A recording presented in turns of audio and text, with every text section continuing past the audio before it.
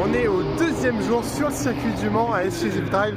Honnêtement, on a un meilleur temps, ça va être un petit peu plus chouette qu'hier. Lamborghini Gallardo Superleggera, c'est magnifique à voir. La version de la Gallardo encore plus sportive, encore plus exclusive, évidemment reconnaissable avec tous ces éléments en fibre de carbone. Donc vous avez la lame avant, vous avez sur le côté la lame également, les rétroviseurs en carbone et évidemment cet aileron. Ensuite Corvette C06 ZR1 et quasiment 650 chevaux, presque 700 il me semble. Remarquez que le V8 a boosté à 650 chevaux, c'est ce que je vous disais. Donc c'est pour ça un supercharge, donc ZR1.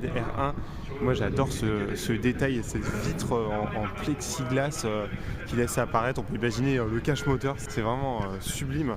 Et vous avez vu, il y a une boîte manuelle, je vais essayer. Hop voilà, il y a une boîte manuelle. Ça doit bien chanter, hein. Vous avez vu la ligne d'échappement, c'est impressionnant. 458, 8 atmosphérique.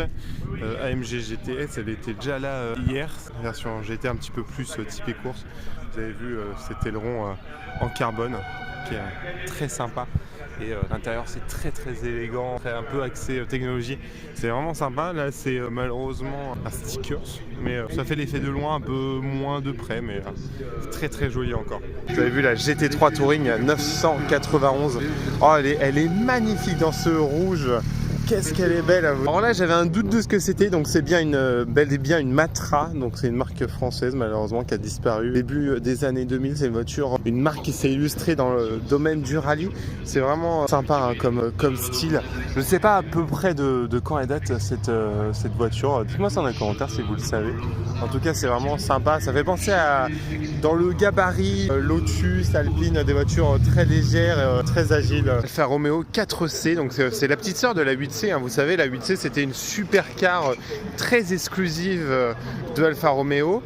Là c'est alors elle est aussi exclusive, mais du coup elle coûte beaucoup moins cher. Dans l'occasion vous le trouvez à 60-70 000 euros. Et honnêtement pour ça c'est vraiment une pépite cette voiture. Donc c'est une voiture qui a été créée dans la légèreté. Vous avez une base en fibre de carbone, ensuite vous avez une carrosserie en aluminium et dedans vous avez un 4 cylindres. C'est assez rigolo. C'est finalement un peu comme la Pine, un petit 4 cylindres mais qui développe 250 chevaux. Donc je vous laisse imaginer ce que ça donne en fait, un rapport poids-puissance. C'est dommage, hein, il y a une boîte auto, on aurait aimé une boîte manuelle. Et alors ce qui est curieux, c'est, je sais pas si c'est une option, mais vous avez vu ces caches en plastique pour les feux, ça lui rend un regard très curieux. Mais c'est, moi je préfère quand même l'original, sans ces caches. Des baisses Superleggera. Toujours le V12, hein. L'évolution de la DB11, elle est juste sublime. Et cette évolution, c'est surtout, alors c'est assez esthétique. Mais regardez cette bouche béante sur, on veut le montrer de, voilà, hop, en face. Ça lui fait un regard en même temps très agressif, très course, en même temps tellement élégant. C'est une voiture, en tout d'être une pistarde, hein, même si elle se débrouille très bien sur la piste, c'est une GT. Vous avez vu ces aérations, donc pour refroidir le V12, moi ce qui me marque c'est la configuration intérieure. Regardez comment elle est magnifique, cuir brun et cuir blanc, c'est absolument magnifique. Alors malheureusement oui, au niveau technologie ils sont très en retard, hein. Le volant, la console centrale avec l'écran c'est assez moyen, mais bon on va pas revenir à ça, on va revenir à cette ligne extérieure avec cette très jolie peinture grise. Et vous avez vu les feux un petit peu transparents qui se mêlent à la carrosserie. Regardez-moi ça, AMG GT Black Series.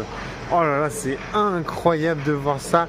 Il me semble que c'est à peu près 1700 exemplaires dans le monde. C'est la safety car hein, d'ailleurs qu'on a en Formule 1, donc c'est vraiment chouette de voir ça. Là le V8 est poussé à plus de 700 chevaux, je vais me dire ça dans les commentaires. Vraiment l'AMG GT c'est vraiment une GT, et là par contre on a tous les appendices d'une voiture de course. Regardez-moi, ce système de refroidissement avec toutes ces touches en carbone. La lame sur le côté, évidemment cet aileron à double étage qui est juste incroyable, à mon avis, que vous pouvez aussi régler manuellement. Elle est sublime hein, dans cette configuration bicolore avec à l'avant là aussi une lame. C'est vraiment super chouette. Vous avez vu, il a dû être tracté juste là parce qu'en fait c'est sorti, donc et là hop, petite caméra de recul d'avant. Regardez-moi cette line-up incroyable. F8 Tributo, Aventador SVJ dans une configuration juste sublime. Porsche GT3, 992 GT3 et McLaren 720S. Juste incroyable. Laquelle choisissez-vous? Dites-moi ça en commentaire. On est donc à Exclusive Drive sur les paddocks. Vous avez vu un 720S Stelvio, juste là. Giulia Quadrifoglio. ça hurle là, de l'autre côté, je vais vous montrer tout ça. 720S, une deuxième.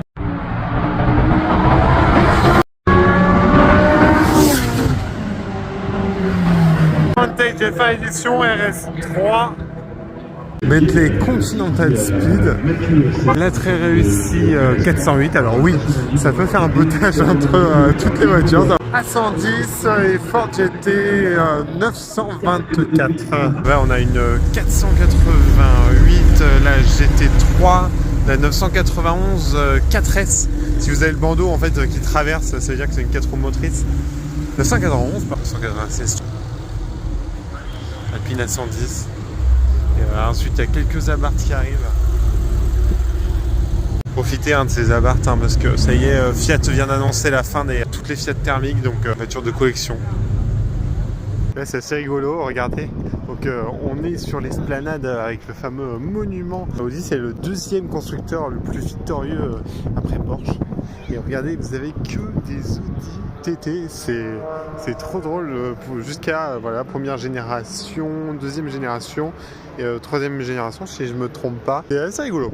Faites votre marché. Regardez, c'est très joli line-up. Au loin vous avez une Quadrifoglio, vous avez 991 GT3, Audi TT, Abarth, STO et ça, alors ça c'est l'ovni vraiment de Exclusive Drive, le Ligier. Et oui, parce que en plus de faire à la base, ils font surtout des courses d'endurance, notamment 24 heures du Mans avant de faire des voitures sans permis. Si celle-là est hurle dans la ligne droite, c'est incroyable. Regardez, je vous fais profiter de l'ambiance de la pit lane.